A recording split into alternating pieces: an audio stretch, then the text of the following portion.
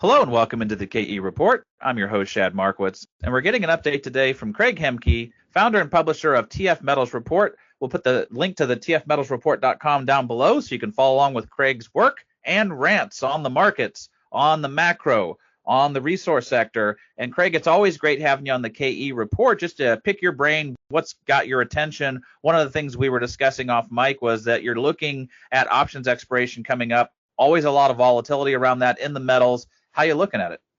Well, hi, Shad. Yeah, it's always going to be a very interesting week for a number of reasons. I mean, here we are already last week of the month, last week of the second quarter, last week of the first half of the year.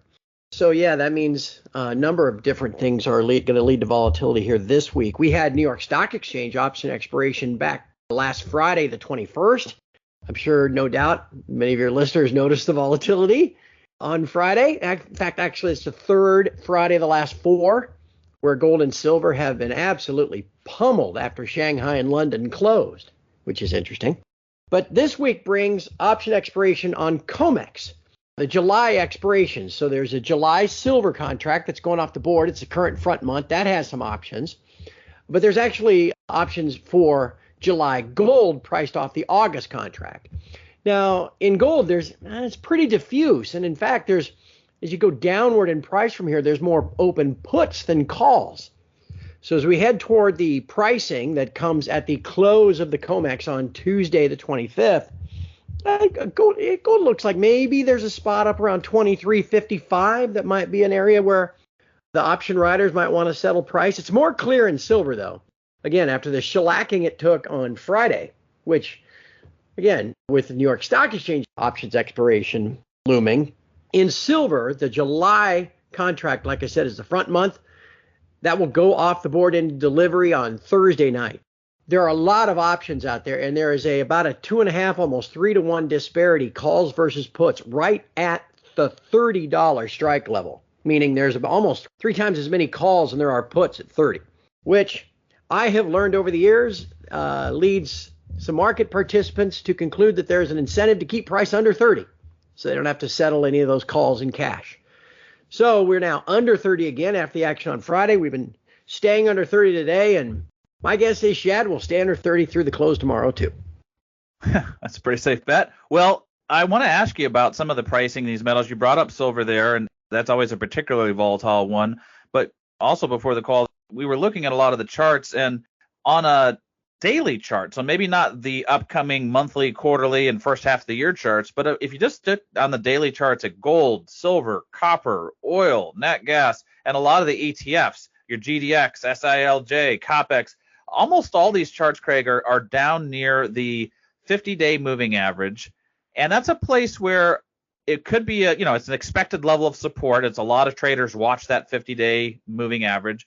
Do you expect this to be a level where maybe we get a pop moving into July in a lot of these commodities, or is this a potential area of concern where we could see people try to paint the tape and push it down below these and cause a cascading sell factor? How are you looking at the chart setups in a lot of these metals?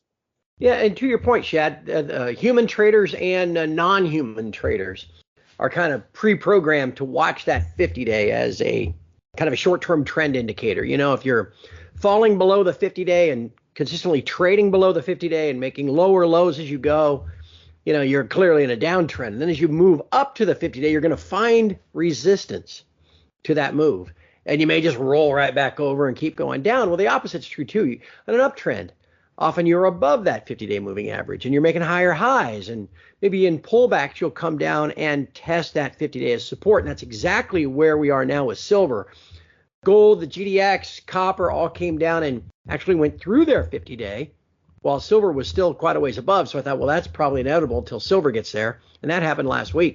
We want to watch silver now, though. There's 3 pretty important lines of support near $29, one of which is the 50-day moving average. 29 also kind of a long-term resistance on the weekly chart over the last 3.5-4 years.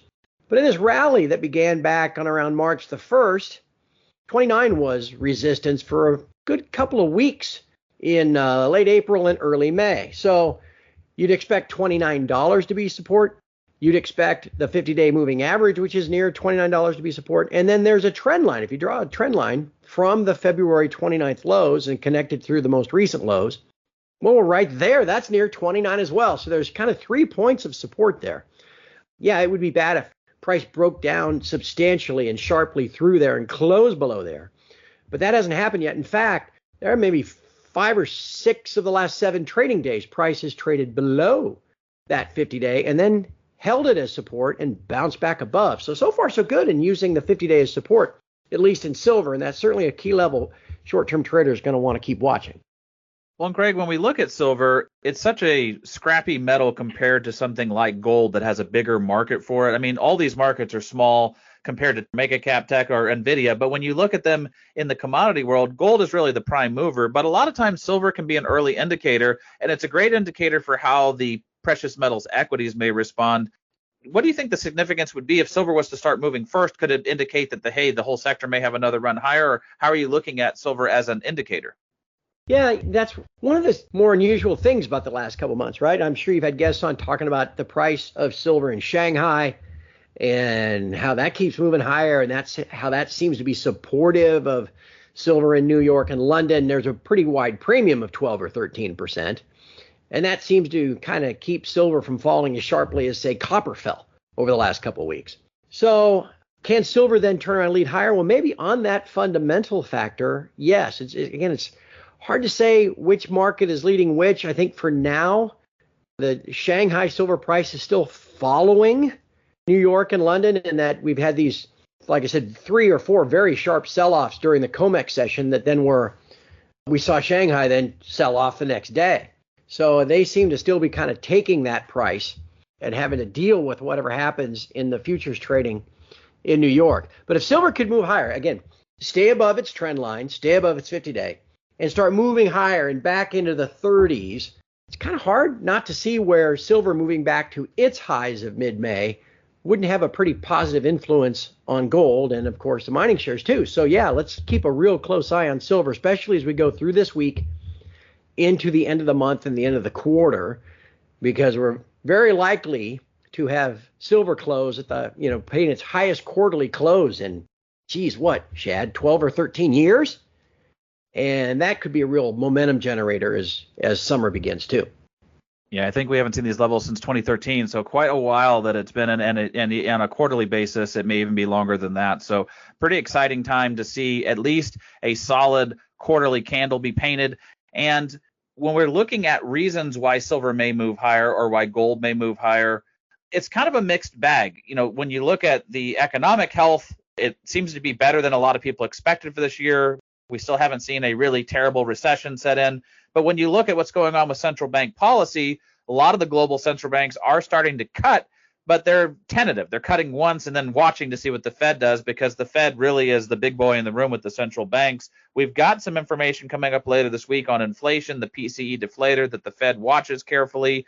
What do you think the narrative is going to be that would push metals higher? Is it a central bank issue? Is it an economic potential black swan that pops up? What do you think the catalyst would be that would push metals higher? Because really right now, in the spite of a high stock market and a relatively good economy, I'm surprised the metals are holding up as well as they are.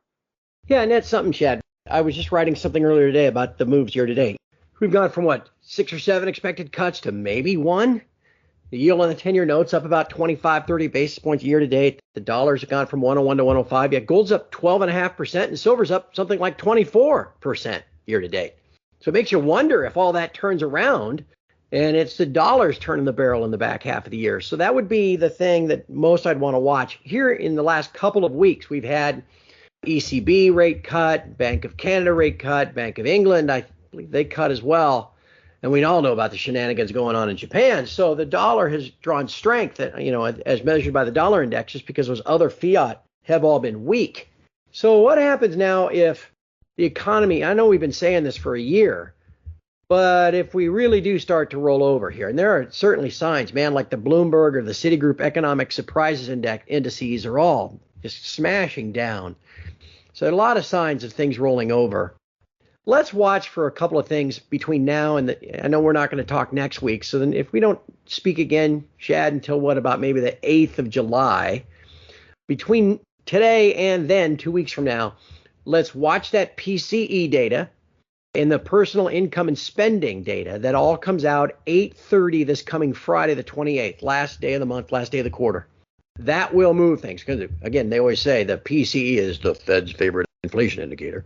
So that's going to kind of set the tone. Then as we get into the first week of July, again, maybe silver closing at its highest quarterly close could really ignite some more institutional hedge fund interest. Remember when gold posted its highest quarterly close back at the end of March? What happened in April and into May? So we could see that sort of thing happen in silver. And then as we get into next week, in the first week of July, the U.S. holiday of Independence Day is on the 4th, which I believe is Thursday. The 5th, here we go again, Shad, the first Friday of the month, they'll bring the latest edition of the BLSBS. There is a possibility between the PCE data and then that next jobs report on Friday the 5th, before we speak again, that the whole economic situation could look radically different. The dollar might be falling versus all those other currencies, and that could be enough to really pop not only gold and silver, but some of the other commodities too.